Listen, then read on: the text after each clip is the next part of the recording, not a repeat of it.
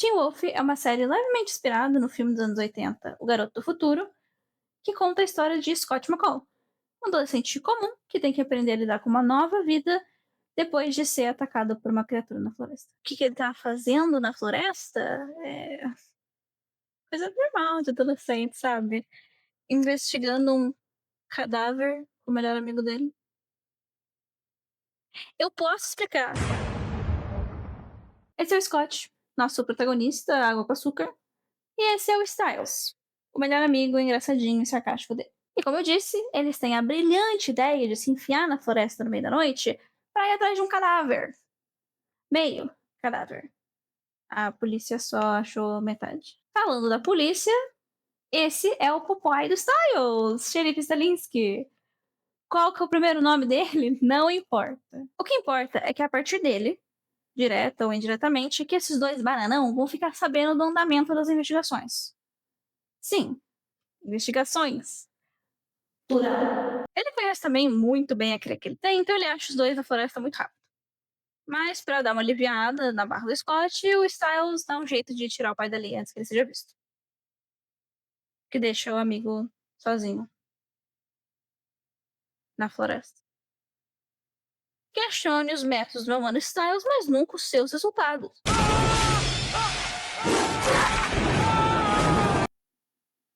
Tá, questione os resultados também. O Scott mordido passa pelo combo Peter Parker e é aqui que a gente conhece o resto do nosso elenco. Alison Argent, garota nova na cidade, rapidamente se instala no grupo dos populares e se torna interesse romântico do Scott. Lydia Martin é quem recruta a Alison pro grupinho, e apesar de ser claramente o clichê de patricinha fútil popular, ela é extremamente ambiciosa e esconde a sua inteligência, meio que fora do comum, por trás dessa imagem que ela tem. Jackson Whittemore, namoradinha da Lydia, capitão do time de lacrosse, e principal antagonista desse núcleo adolescente. Ele e a Lydia meio que tem um relacionamento de fachada, mas a gente vai falar sobre isso depois. Os únicos responsáveis importantes para a trama principal são a mãe do Scott, o pai do Styles e o pai da Alison. Mais tarde também a gente conhece o Derek Hale. Ele é um cara mais velho, misterioso, que voltou para Beacon Hills 6 anos depois do incêndio que matou toda a sua família.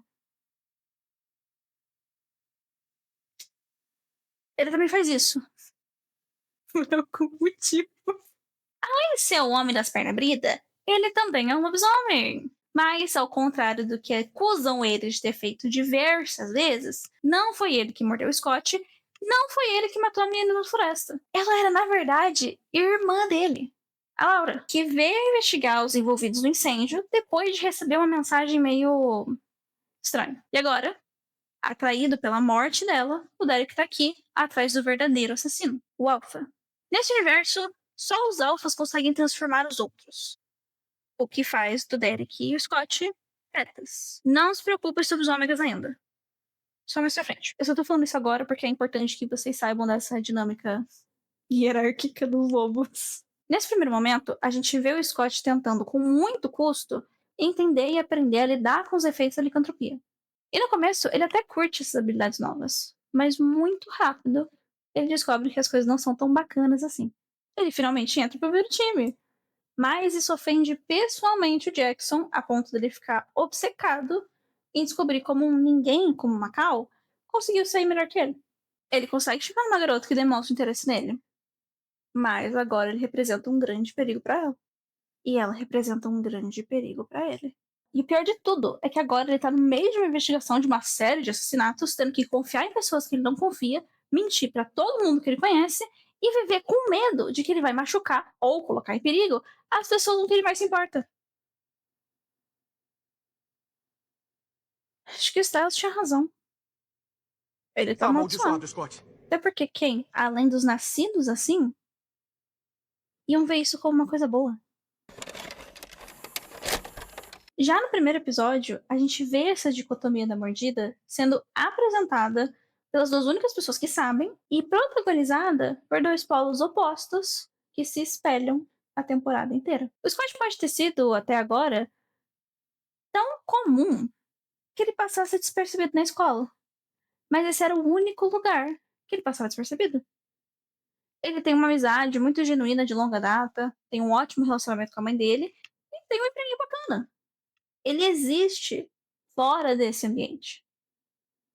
O Jackson, por outro lado, só é aquilo que ele é visto sendo. Toda a vida dele gira em torno desse período muito curto que é o ensino médio. E o sentido que ele tem de si é pautado pelo quão melhor ele é que os outros. E não é bom porque ele é um merda. Pra ele não existe prêmio de participação. Ele joga lacrosse? Não, não, não. Ele é capitão do time. Ele namora, sim, mas é com a garota mais popular do colégio. E ele pode até ter essa carinha aí de loira burra, mas ele vai muito bem nas matérias. Ele só é reconhecido e validado quando ele se destaca. Então, quando alguém se destaca além dele, aí a gente tem um problema. Até o relacionamento amoroso que cada um deles tem deixa clara essa diferença entre eles. A única coisa que a mordida traz pro Scott em relação a Alison são oportunidades. Nada do interesse dela tá em algo que já não tava ali antes.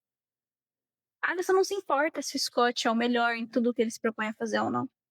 Não é isso que nutre o sentimento dela por ele. É diferente do relacionamento do Jackson e da Lydia, por exemplo, que é quase puramente sensacional.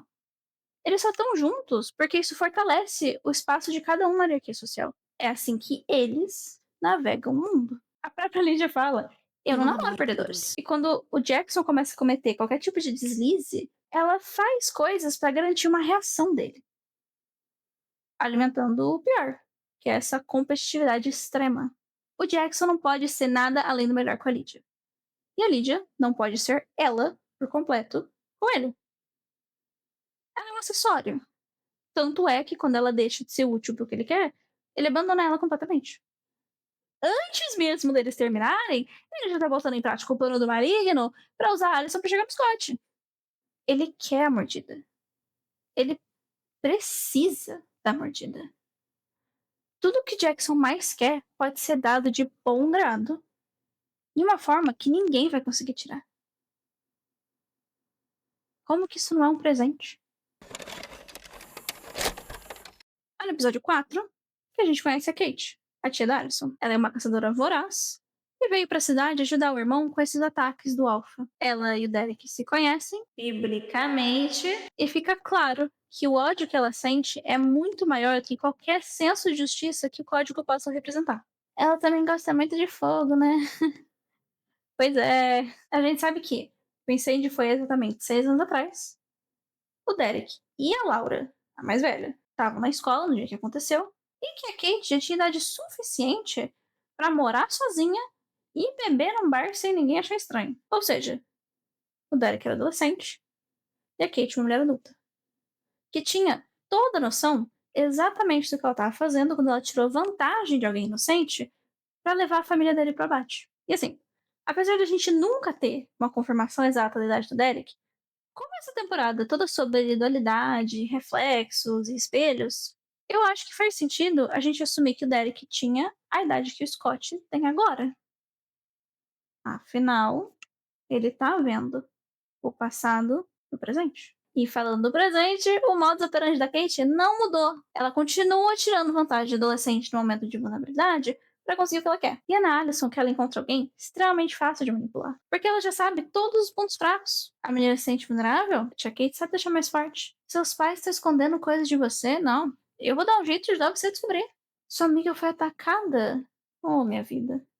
Eu falei pra você. É isso que essas coisas fazem. E não passa de mágica. A violência gratuita se torna defesa justificada. Não é crueldade. É sobrevivência. Mesmo que os réus nunca tenham atacado humanos como o Alpha faz, ela sentiu no direito de dizimar a linhagem deles. Só que ela esqueceu que para toda ação tem uma ação contrária de mesma intensidade. É nesse episódio também que a gente conhece o único sobrevivente do incêndio na casa dos Hale. O Peter, tio do Derek e da Laura. Depois de levar um tiro com uma bala meio diferenciada e quase morrer, o que acontece inúmeras vezes, o Derek decide mostrar para Scott do que os caçadores, principalmente os Argents, são realmente capazes. Então eles vão para a ala de queimaduras do hospital em que a mãe do Scott trabalha, e lá eles encontram Peter, um estado catatônico, cheio de queimaduras, sem conseguir se curar, mesmo depois de todo esse tempo. Quer dizer, era isso que a gente pensava, né? Ele acordou, na verdade, faz um tempo já. Diferente do que ele disse pro Derek, ele estava completamente ciente de quando ele matou a Laura. Não só ciente, como foi premeditado. Ele trouxe ela de volta para Beacon Hills, porque ele precisava que ela morresse pro Alpha passar para ele. E depois que ele faz isso, ele corta o corpo dela no meio, como os caçadores fazem pra atrair o Derek. Porque mesmo sendo um Alpha, ele ainda precisa de um bando para efetivamente vingar sua família. E antes disso ser exposto, o Derek até acredita, meio desconfiado, que o tio realmente só atacou a Laura por um instinto animal que ele não conseguiu controlar. Ele escolhe manter o mínimo de família por perto. E foi aqui que surgiu o ponto original do vídeo, antes dele se tornar uma análise da temporada inteira. O que acontece quando o seu ódio pelo agressor é maior do que a sua compaixão pela vítima? O Peter se deixou ser consumido pelo ódio todo esse tempo que ele ficou sozinho. E até depois que o corpo dele conseguiu se resolver, ele nem pensou em ir atrás dos sobrinhos, viver esse luto juntos, cuidar deles. Lembrando, eles eram bem jovens quando isso aconteceu. Não. Ele escolheu matar um dos seus, só para garantir que a assassina fosse punida. Enquanto Derek, também movido pela culpa, não consegue justificar essa violência. Se a Kate fez aquilo não ligando pro código, imagina o que os outros não poderiam fazer seguindo ele. Quem de fato ia sofrer com essa retaliação? E assim, não querendo babar ovo de ninguém, né? Mas o Derek, mesmo estando passando por tudo isso sozinho a temporada inteira, ainda conseguiu ter um mínimo de responsabilidade e empatia com um adolescente inconsequente que foi jogado no meio disso tudo por acaso. O Scott também é uma vítima desse ciclo de violência. Por isso, eu acho que é poético, se não irônico, que o final do Peter nessa temporada seja exatamente o jeito que essa versão dele nasceu. Família matando família por vingança e poder.